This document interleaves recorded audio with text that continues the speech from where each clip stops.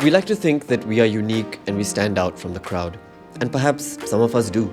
Some of us are different from others. Some of us do have experiences where not many can have the pleasure of saying the same. But on occasion, when I'm doom scrolling on Instagram, I see memes that make me and everyone else in the comments go, "Oh, so we had the same childhood?" Because everyone has done these stupid little things. It's somehow a collective human experience that we all have, but experienced in our own individual timelines. No one really taught us these things, it's just something we do as a species. Like a cat would sniff an object every single day, even though that object is not new to them. We have our quirks too, and I think that's really fascinating to think about.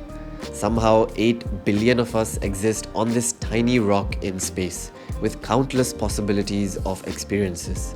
Yet somehow we all relate to each other the most for the dumbest and most mundane things that don't even paint a necessarily good picture of the human race.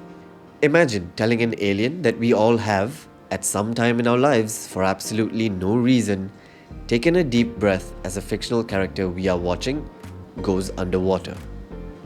And perhaps this sameness is also why we strive to be different, so that it seems like maybe perhaps I'm living life better or on a state where I'm making conscious decisions rather than be on autopilot and take where life takes me.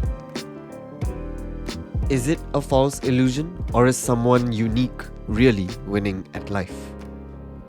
Consciousness itself is such a weird concept to think about. Somehow this pink mush is able to formulate and give meaning to things. 2024 just began, but honestly it didn't feel any different from a few days prior. Time is just a social construct, right? All that's happened is a ball of rock has made a solitary rotation around a star.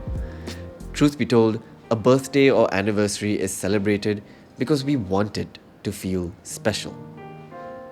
And I think that's what we seek out. Something special.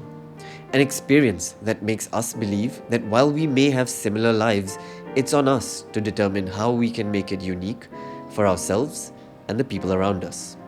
That's been my goal for the past few months as this realization has dawned on me. I want to be able to curate and indulge in experiences. It'll not always be a good experience, and that is something I'm coming to terms with. What's more important is the experience itself. To do or say something that makes a person around me think, "Damn, he's onto something." I want to introduce to you this concept of terao in life, which basically translates to bringing a sense of slowness to our ever so hectic lives. Something that helps you to appreciate the small things. Something that helps you to romanticize life. My cousin Yash recently introduced me to an anime series, Haikyuu, which has honestly been a delight to watch. This romanticization of a situation to really press pause and reflect on every thought that happens within milliseconds is why I think I enjoy this show so much.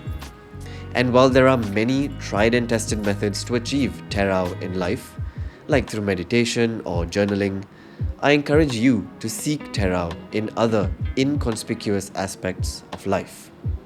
Perhaps through the simple conversations you may have with your loved ones, where you really pay attention to them.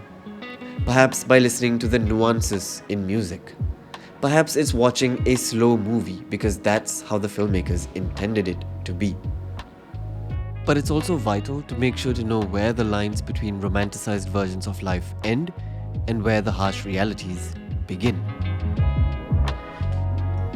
You don't want to end up like BoJack Horseman, who finds it almost impossible to distinguish between his real and real life. I'm not gonna lie, with this YouTube channel where I share these mini movies of my life experiences with you, those lines have started to blur quite a lot. Am I really living my life, or is all this being done for good content? Honestly, I don't really know where I'm going with this video. But searching your own house on a map or googling your own name, indulging in the self-absorbed side of us which no one teaches us to be, maybe it's fine to be a tiny bit narcissistic in life, so that you can experience life a little bit differently from the masses. 2 months ago, I randomly Googled how old I was. By that, I mean the number of days I've been alive. It was then I found out that a milestone was approaching.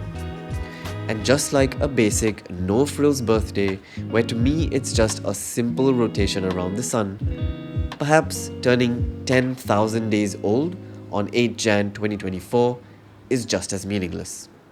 But who am I kidding? While there was nothing significant I felt on an obvious level on my 10,000th day alive, I loved romanticizing it. So go all out with the theatrics, celebrate your small milestones, and try to truly experience life whenever you can. We've only got the one we're aware of, so we might as well make the most of it. Thank you for experiencing a tiny part of these 10,000 days with me. I'll see you in the next video.